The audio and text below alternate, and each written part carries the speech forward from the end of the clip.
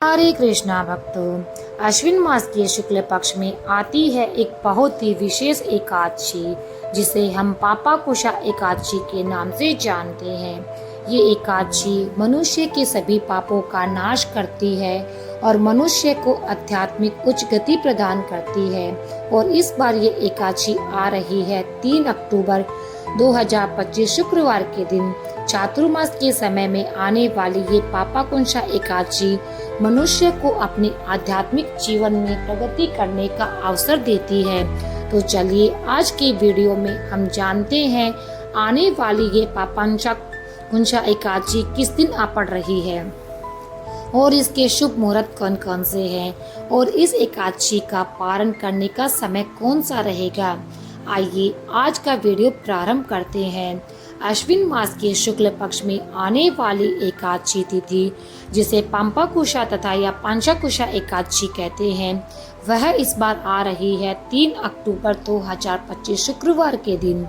इस एकादशी व्रत का पारण करने का समय रहेगा अगले दिन यानी 4 अक्टूबर 2025 शनिवार के दिन सुबह 6:22 से लेकर 10:17 के बीच में एकादशी तिथि आरंभ हो रही है।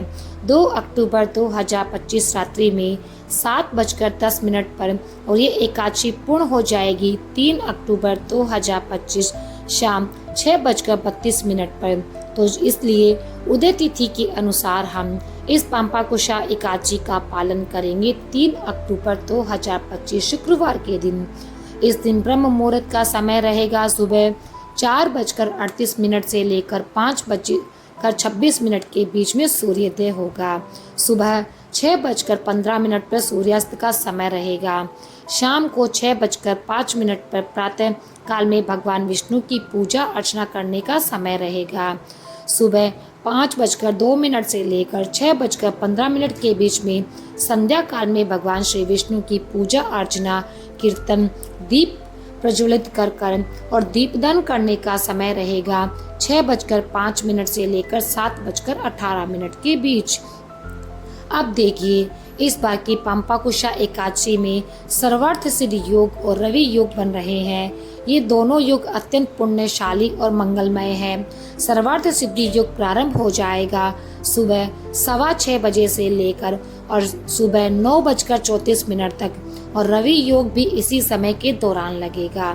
इस दिन राहु काल का समय रहेगा सुबह 10:41 से लेकर 12:10 के बीच में। पापाकुशा एकादशी का स्थान हमारे शास्त्रों में अत्यंत ही गौरवपूर्ण है। पद्म पुराण में भगवान श्री कृष्ण स्वयं युधिष्ठिर महाराज से कहते हैं कि हे युधिष्ठिर महाराज, जो भक्त श्रद्धा से पापाकुशा एकादशी का व्रत करता है वह सभी पापों से मुक्त होकर अंततः भगवान विष्णु के धाम को प्राप्त करता है। इस एकादशी का नाम अपने आप में ही अर्थपूर्ण है। पाप यानी कि हम जो भी बुरे कर्म या पाप करते हैं और वह अंकुशा यानी कि उस पर नियंत्रण या रोक यानी यह वह दिव्य तिथि है जो हमारे जीवन के पापों पर अंकुश लगाने की शक्ति रखती है। शास्त्रों के अनुसार इस एकादशी का पालन पूर्वजों के उद्धार के लिए भी किया जाता है। इस दिन प्रातः काल में स्नान करके दान देने से और इस एकादशी का व्रत पूर्ण करने से मनुष्य को अपार शक्ति प्रदान होती है और मनुष्य को अक्षय फल की प्राप्ति होती है। भगवान श्री विष्णु अत्यंत प्रसन्न होते हैं। चलिए अब देखते हैं इस पापाकुशा एकादशी व्रत का पालन करने की विधि क्या रहेगी। तो जब हम एकादशी व्रत का पालन करते हैं तो हमें शारीरिक और मानसिक रूप से शुद्धता और पवित्रता का पालन करना चाहिए। शारीरिक शुद्धता यानी उस दिन ब्रह्म मुहूर्त में उठकर स्नान आदि से निवृत्त होना चाहिए, शुद्ध वस्त्र धारण करने और संपूर्ण दिन उपवास का पालन करना चाहिए। उपवास के दौरान हम किसी भी प्रकार के अन्न का भोजन नहीं लेते। अगर आवश्यकता लगे तो फल, दूध, फलों का रस या फिर एकादशी व्रत वाला प्रसाद लिया जा सकता है, लेकिन अन्न का भोज पूर्ण तरह से वर्जित है। मानसिक शुद्धता का अर्थ है प्रातः काल में भगवान की मंगला आरती करना अथवा उनका दर्शन करना और फिर तुलसी देवी की पूजा करना उनके समक्ष बैठकर हरे कृष्णा महामंत्र का जाप करना, यानी हरे कृष्ण कृष्ण कृष्ण कृष्ण हरे हरे, हरे राम राम राम हरे हरे। इस महामंत्र की अधिक से अधिक माला का ध्यान पूर्वक जप करना। संपूर्ण दिन में भी आप ये माला का जप कर सकते हैं। भगवान की कथा का श्रवण करना और भगवत गीता, श्रीमद् भागवत जैसे ग्रंथ का अध्ययन करना। एकादशी के दिन मानसिक शुद्धता का अर्थ यह भी होता है कि किसी के बारे में बुरे भाव मन में ना लाना, कटु वचन ना बोलना, आलस्य, अहंकार और क्रोध ना करना, असत्य वचन इत्यादि से बचकर रहना, व्यर्थ की बातों और कार्यों में समय न गंवाना और अपनी मानसिक चेतना को अधिक से अधिक भगवान श्री कृष्ण पर केंद्रित करना।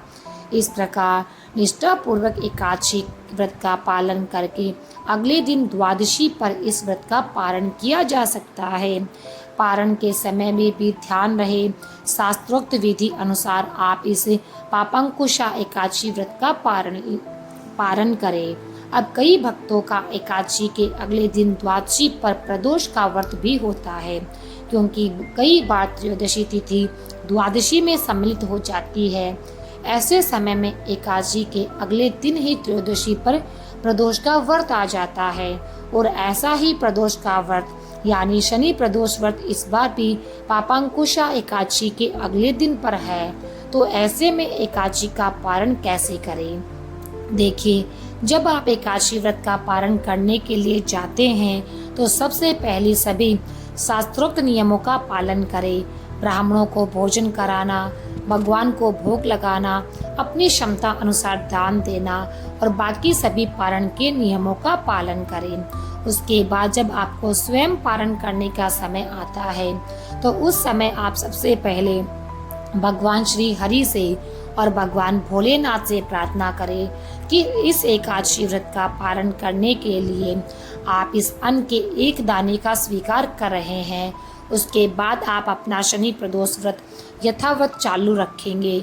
इस प्रकार प्रार्थना करने के बाद भगवान शिव से उनके आशीर्वाद की याचना करने के बाद आप चावल का एक दाना जो कि भगवान को अर्पित किया गया है उसी को स्वीकार करके अपना एकादशी व्रत का पारण कर सकते हैं। ऐसा करने से आपको प्रदोष व्रत खंडित भी नहीं होगा और एकादशी व्रत का पारण भी हो जाएगा। ये शास्त्रों में बताई गई विधि है और उसका प्रमाण है अम्बरीश महाराज की कथा। तो ये थी आने वाली पापांकुशा एकादशी के विषय में संपूर्ण जानकारी। आशा है ये जानकारी आपको पसंद आई होगी। अगर ऐसा है तो इस वीडियो को लाइक करें और अधिक से अधिक लोगों तक शेयर कीजिए ताकि उन्हें भी पता चले इस बार पापांकुशा एकादशी के दिन कौन से दिन है और इसके शुभ मुहूर्त कौन से हैं। आइए आने वाली इस पापांकुशा एकादशी का पूर्ण श्रद्धा और नियम पूर्वक पालन करने का प्रयास करते हैं।